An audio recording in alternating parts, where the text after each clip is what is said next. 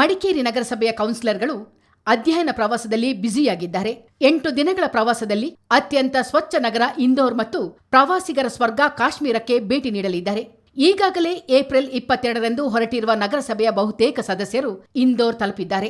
ಪೌರಾಯುಕ್ತರು ಸೇರಿದಂತೆ 2 ಇಂಜಿನಿಯರ್ಗಳು, ದಫೇದಾರ್, ಆರೋಗ್ಯ ವಿಭಾಗದ ಒಬ್ಬ ಸಿಬ್ಬಂದಿ ಕೂಡ ಪ್ರವಾಸಕ್ಕೆ ತೆರಳಿದ್ದಾರೆ. ವಿಶೇಷವೆಂದರೆ ಅಧ್ಯಕ್ಷೆ ಕಲಾವತಿ ತಮ್ಮ ತುರ್ತು ಕಾರಣಗಳಿಂದಾಗಿ ಪ್ರವಾಸಕ್ಕೆ ಹೋಗಿಲ್ಲ. ಕುಟುಂಬದ ಶುಭ ಕಾರ್ಯದ ನಿಮಿತ್ತ ಉಮೇಶ್ ಸುಬ್ರಹ್ಮಣಿ ತೆರಳಲಿಲ್ಲ. ಎಸ್ಡಿಪಿಎನ ಎಲ್ಲ ಸದಸ್ಯರು ಪ್ರವಾಸಕ್ಕೆ ಆಸಕ್ತಿ ತೋರಿಸಿಲ್ಲ. ಜೊತೆಗೆ ಮುಸ್ತಫಾ, ಸವಿತಾ ರಾಕೇಶ್, ಮಂಜುಳಾ ಕೂಡ ಮಡಿಕೇರಿಯಲ್ಲಿ ಉಳಿದಿದ್ದಾರೆ.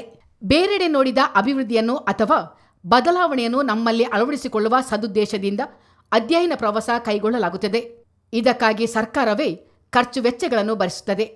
ಆದರೆ ಜನರ ಪ್ರಶ್ನೆ ಇಷ್ಟೇ: ಉರಿ ಬಿಸಿಲು ನೆತ್ತಿ ಸುಡುತ್ತಿರುವ ಸಂದರ್ಭದಲ್ಲಿ ಮಳೆ ದಾಂಗುಡಿ ಇಡಲು ಅಣಿಯಾಗುತ್ತಿದೆ. ರಸ್ತೆ, ಚರಂಡಿ ಮತ್ತಿತರ ಮೂಲಭೂತ ಸೌಲಭ್ಯಗಳು ಕಳಚಿಕೊಳ್ಳುತ್ತಿವೆ. ನಗರಸಭೆಯಿಂದ ದಾಖಲೆಗಳನ್ನು ಪಡೆಯಲು ಜನರು ಹರಸಾಹಸ ಪಡುತ್ತಿದ್ದಾರೆ. ಪರಿಸ್ಥಿತಿ ಹೀಗಿರುವಾಗ ಜನಪ್ರತಿನಿಧಿಗಳ ಈ ಪ್ರವಾಸ ಅನಿವಾರ್ಯವಿತ್ತೇ? ಉಳಿದ ನಗರಸಭೆಗಳಿಗೆ ಹೋಲಿಸಿದರೆ ಮಡಿಕೇರಿಯು ಅತ್ಯಂತ ದೈನ್ಯ ಪರಿಸ್ಥಿತಿಯಲ್ಲಿದೆ. ಜನ ಸೇರಲು ಸುಸಜ್ಜಿತ ಟೌನ್ ಹಾಲ್ ಇಲ್ಲ. ಕಿಷ್ಕಿಂದೆ ಅಂತಿರುವ ನಗರದಲ್ಲಿ ಪಾರ್ಕಿಂಗ್ ವ್ಯವಸ್ಥೆ ಇಲ್ಲ. ಅಕ್ರಮ ಕಟ್ಟಡಗಳು, ಲೈಸೆನ್ಸ್ ಇಲ್ಲದ ಉದ್ಯಮಗಳು ರಾಜಾರೋಷವಾಗಿ ನಡೆಯುತ್ತಿವೆ. 2 ದಿನಕ್ಕೊಮ್ಮೆ ನೀರು ಸಿಗುತ್ತಿದೆ. ಸಮಸ್ಯೆಗಳು ಬೆಟ್ಟದಷ್ಟಿರುವಾಗ 8 ದಿನಗಳ ಕಾಲ ನಗರಸಭೆಯಲ್ಲಿ ಕೆಲಸ ಕಾರ್ಯಗಳಾಗದ ಪರಿಸ್ಥಿತಿ ತಂದುಕೊಳ್ಳುತ್ತಿರುವುದು ಸರಿಯೇ? ಕೌನ್ಸಿಲರ್ಗಳ ಜೊತೆಗೆ ಪೌರಾಯುಕ್ತರಲ್ಲದೆ ಇದ್ದ 2 ಇಂಜಿನಿಯರ್ಗಳು ಮತ್ತು ಸಿಬ್ಬಂದಿ ಕೂಡ ಅಧ್ಯಯನದ ನೆಪದಲ್ಲಿ ಹೋಗಿರುವುದು ಎಷ್ಟು ಸರಿ? ಮಡಿಕೇರಿ ಅಭಿವೃದ್ಧಿಗೆ ಸರ್ಕಾರ ಅನುದಾನ ನೀಡುತ್ತಿಲ್ಲ ಎಂದಾದರೆ ಸರ್ಕಾರವೇ ಗೊತ್ತು ಮಾಡಿರುವ ಅಧ್ಯಯನ ಪ್ರವಾಸ ಯಾಕೆ ಬೇಕು ಎಂಬುದನ್ನು ನಗರಸಭಾ ಆಡಳಿತ ಮಂಡಳಿಯೇ ಹೇಳಬೇಕು. ಇನ್ನೊಂದು ಗಮನಾರ್ಹ ಅಂಶವೆಂದರೆ ಹಿಂದಿನ ಅಧ್ಯಯನ ಪ್ರವಾಸಗಳ ಅನುಭವ ಅನುಷ್ಠಾನವಾಗಿದೆಯೇ? ಮಡಿಕೇರಿಯ ಕಸ ವಿಲೇವಾರಿ ವ್ಯವಸ್ಥೆಯೇ ಇನ್ನೊಂದು ಕೊಳಚೆ ಪ್ರದೇಶವನ್ನು ಸೃಷ್ಟಿಸಿದೆ. ವಿಲೇವಾರಿಗೆ ಖರೀದಿ ಮಾಡಿದ ಲಕ್ಷಾಂತರ ಮೌಲ್ಯದ ಯಂತ್ರಗಳು ಮಣ್ಣು ಹಿಡಿದಿದೆ. ಸ್ಟೋನಿಲ್ ಎಂಬ ಸುಂದರ ಪರಿಸರವೇ ಗಬ್ಬು ನಾರುತ್ತಿದೆ. ಇಷ್ಟೆಲ್ಲ ಹುಳುಕುಗಳ ಮಧ್ಯೆ ಸ್ವಚ್ಛ ನಗರ ವೀಕ್ಷಣೆಗೆ ನಮ್ಮ ಜನಪ್ರತಿನಿಧಿಗಳು ತೆರಳಿದ್ದಾರೆ. ಅವರು ಮಡಿಕೇರಿಗೆ ಮರಳಿದ ಬಳಿಕ ನಗರ ಸ್ವರ್ಗದಂತೆ ಬದಲಾವಣೆ ಆಗಲಿದೆಯೇ? ಖಂಡಿತ ಇಲ್ಲ. ಕಾರಣ ಆಡಳಿತ ಮಂಡಳಿಗೆ ಉಳಿದಿರುವುದು ಕೇವಲ 5 ತಿಂಗಳು ಮಾತ್ರ. ಹಿಂದೆ ಮಡಿಕೇರಿಯಲ್ಲಿ ಸುಸಜ್ಜಿತ ಖಾಸಗಿ ಬಸ್ ನಿಲ್ದಾಣದ ಕನಸು ಕಂಡಿದ್ದ ಕೌನ್ಸಿಲರ್ಗಳು ಕೇರಳಕ್ಕೆ ಭೇಟಿ ನೀಡಿ ಬೂಟ್ ಮಾದರಿಯ ಬಸ್ ನಿಲ್ದಾಣವನ್ನು ನೋಡಿ ಬಂದಿದ್ದರು. ಆದರೆ ಮಡಿಕೇರಿಯಲ್ಲಿ ನಿರ್ಮಾಣವಾಗಿರುವ ಬಸ್ ನಿಲ್ದಾಣ ಪುಟ್ಟ ಮಕ್ಕಳು ಚಿತ್ರ ಬಿಡಿಸಿದಂತೆ ಇರುವುದು ಸುಳ್ಳಲ್ಲ. ಇದು ಕೂಡ ಪ್ರವಾಸದ ಫಲಶ್ರುತಿ.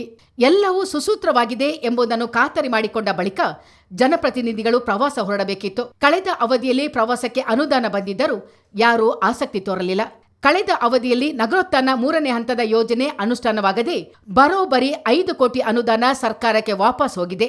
ಈ ಬಾರಿ ಇದೇ ನಿರ್ಲಕ್ಷ್ಯ ಮುಂದುವರೆದರೆ 3 ಕೋಟಿ ಅನುದಾನ ಸರ್ಕಾರದ ಬೊಕ್ಕಸ ಸೇರಲಿದೆ. ಹೀಗೆ ಅಭಿವೃದ್ಧಿಗೆಂದು ಬಂದ ಕೋಟಿ ಅನುದಾನದ ಬಗ್ಗೆ ತಲೆ ಕೆಡಿಸಿಕೊಳ್ಳದ ನಗರಸಭೆ ಪ್ರವಾಸಕ್ಕೆಂದು ಬಂದ ಅನುದಾನವನ್ನು ಖರ್ಚು ಮಾಡಲೇಬೇಕೆಂದು ಶಪಥ ಮಾಡಿರುವುದು ಮಾತ್ರ ವಿಪರ್ಯಾಸವೇ ಸರಿ. ಇವತ್ತು ನಗರಸಭೆಯಿಂದ ಅಧ್ಯಯನ ಪ್ರವಾಸ ಅಂತ ಹೇಳಿ ನಗರಸಭೆಯ ಚುನಾಯಿತ ಪ್ರತಿನಿಧಿಗಳು, ಸಿಬ್ಬಂದಿ ವರ್ಗದವರು ದೂರದ ಇಂಡೋರ್ ಮತ್ತು ಜಮ್ಮು ಕಾಶ್ಮೀರ್ನ ಪೆಹಲ್ಗಾಮಿಗೆ ಪ್ರವಾಸ ಹೊರಟಿದ್ದಾರೆ. ಬಹುಶಃ ಈ ಪ್ರವಾಸದಿಂದ ನಗರಸಭೆಗೆ ಆಗುವಂತಹ ಲಾಭ ಏನು ಹೇಳ್ತಕ್ಕಂಥ ಯಕ್ಷ ಪ್ರಶ್ನೆ ಈಗಾಗಲೇ ಶ್ರೀಸಾಮಾನ್ಯರಲ್ಲಿ ಇವತ್ತು ತಲೆಯಲ್ಲಿ ಓಡಾಡ್ತಾ ಇರತಕ್ಕಂಥ ವಿಷಯ. ವಿಚಾರಧಾರೆಗಳನ್ನು ನೋಡುವುದಾದರೆ ಅಧ್ಯಯನ ಪ್ರವಾಸವು ಅವಧಿಯ ಕೊನೆಗಳಿಗೆಯಲ್ಲಿ ಆಗ್ತಾ ಇರತಕ್ಕಂಥದ್ದೇ ಇವತ್ತು ಇದು ಯಾವುದೇ ರೀತಿಯ ಸಕಾರಾತ್ಮಕವಾಗಿ ನಗರಸಭೆಗೆ ಲಾಭ ತರೋದಿಲ್ಲ ಹೇಳುವಂಥದ್ರಲ್ಲಿ ಎರಡನೇ ಮಾತಿಲ್ಲ. ಅಧ್ಯಯನದೊಂದಿಗೆ ಅನುಷ್ಠಾನದೊಂದಿಗೆ ಕಾಲಾವಧಿಯು ಕೂಡ ಇದೆಲ್ಲವೂ ಕೂಡ ಇದ್ದರೆ ಮಾತ್ರ ಒಂದು ನಗರಸಭೆಯ ಕಲ್ಯಾಣದ ಚಿಂತನೆಯಲ್ಲಿ ಇವತ್ತು ಈ ಪ್ರವಾಸ ಯಶಸ್ಸಾಗಿದೆ ಅಂತ ನಾವು ಆಲೋಚನೆ ಮಾಡ್ಬೋದು.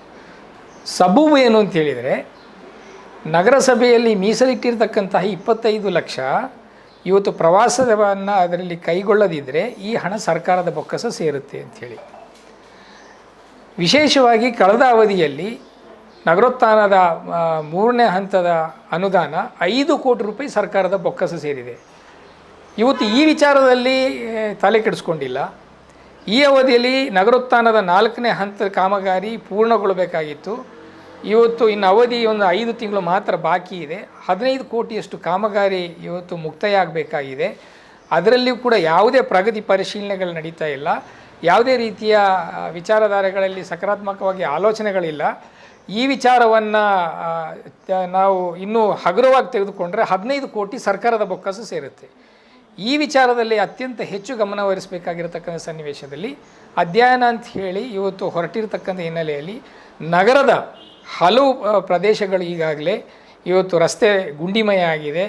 ಆ ಕಡೆ ಚರಂಡಿಗಳು ಕೂಡ ಅಭಿವೃದ್ಧಿ ಕಾಣದೆ ಇವತ್ತು ಕೊಳಚೆ ಕೊಂಪೆಯಲ್ಲಿ ಇವತ್ತು ಮಿಂದು ಹೋಗಿರತಕ್ಕಂಥ ಒಂದು ಪರಿಸರವೂ ಕೂಡ ಕಾಣುತ್ತಾ ಇದೆ. ಸ್ವಚ್ಛತೆ ಶೂನ್ಯ ಪ್ರಗತಿಯಲ್ಲಿದೆ. ಇವತ್ತು ಬೆಳಕುಗಳು ಕೂಡ ಕತ್ತಲೆಯನ್ನು ಆವರಿಸಿಕೊಂಡಿರತಕ್ಕಂತಹ ಒಂದು ಪರಿಸ್ಥಿತಿ ಇವತ್ತು ಎದ್ದು ಕಾಣ್ತಾ ಇದೆ. ಅದೇ ರೀತಿಯಲ್ಲಿ ಮನುಷ್ಯರು ಇವತ್ತು ಹಲವು 10 ಸಮಸ್ಯೆಗಳಿಂದ ಬಳಲ್ತಾ ಇರತಕ್ಕಂಥ ಸನ್ನಿವೇಶದಲ್ಲಿ ಒಂದೊಂದು ವಾರ್ಡಿಗೆ 5 ಲಕ್ಷ ರೂಪಾಯಿ ಕನಿಷ್ಠ ಅನುದಾನವನ್ನು ಕೊಡಿ ಅಂತ ಹೇಳಿದರೆ ಅದಕ್ಕೂ ಕೂಡ ಹಣದ ಅಲಭ್ಯತರದ ಒಂದು ಸಬೂಬನ್ನು ಕೊಡ್ತಾ ಇರ್ತಕ್ಕಂಥ ನಗರಸಭೆ ಇವತ್ತು ಮೋಜಿಗಾಗಿ 25 ಲಕ್ಷ ರೂಪಾಯಿ ವ್ಯಯಿಸ್ತಾ ಇದೆ ಅಂತ ಹೇಳಿದಾದರೆ ನಗರಸಭೆಯ ಇವತ್ತು ಆಡಳಿತದ ಚಿಂತನೆ ಇವತ್ತು ಆ ಬೆಳವಣಿಗೆ ಕಡೆ ಇಲ್ಲ. ಇವತ್ತು ತಮ್ಮದೇ ಆಗಿರ್ತಕ್ಕಂತಹ ವಿಶ್ರಾಂತಿಯ ಮೋಜಿನ ಚಿಂತನೆಗೆ ಇವತ್ತು ಇರತಕ್ಕಂತಹ ವಿಚಾರಧಾರೆಗಳು ನಗರದ ಕಲ್ಯಾಣ ಚಿಂತನೆಗೆ ಇವತ್ತು ತೊಡರಾಗುತ್ತೆ ಹೇಳುವಂಥದ್ದು ನಾವೆಲ್ಲರೂ ಕಾಣಬೇಕಾಗಿರ್ತಕ್ಕಂಥ ಹಿನ್ನೆಲೆ. ಆ ಕಾರಣದಿಂದ ಈ ವಿಷಯದಲ್ಲಿ ಪ್ರವಾಸ ಹೇಳುವಂಥ ವಿಚಾರದಲ್ಲಿ ಪ್ರಗತಿಯ ಚಿಂತನೆಯನ್ನು ಕೂಡ ನಾವು ಮಾಡಬೇಕು. ಇವತ್ತು ಈ ವಿಚಾರಧಾರೆಗಳಲ್ಲಿ ನಗರದ ಕಲ್ಯಾಣ ಈ ಪ್ರವಾಸದಿಂದ ಆಗೋದಿಲ್ಲ ಹೇಳುವಂತಹ ಸ್ಪಷ್ಟ. ನಗರಸಭೆಯನ್ನು ಕಾಯಬೇಕಾದ ಜನಪ್ರತಿನಿಧಿಗಳೇ ಜನರ ಬಗ್ಗೆ ಆಸಕ್ತಿ ತಳೆಯದಿದ್ದರೆ ಮುಂದೆ ನಗರಸಭೆಯನ್ನು ಆ ಪರಮಾತ್ಮನೇ ಕಾಯಬೇಕು. ಚಿತ್ತಾರ ನ್ಯೂಸ್, ಮಡಿಕೇರಿ.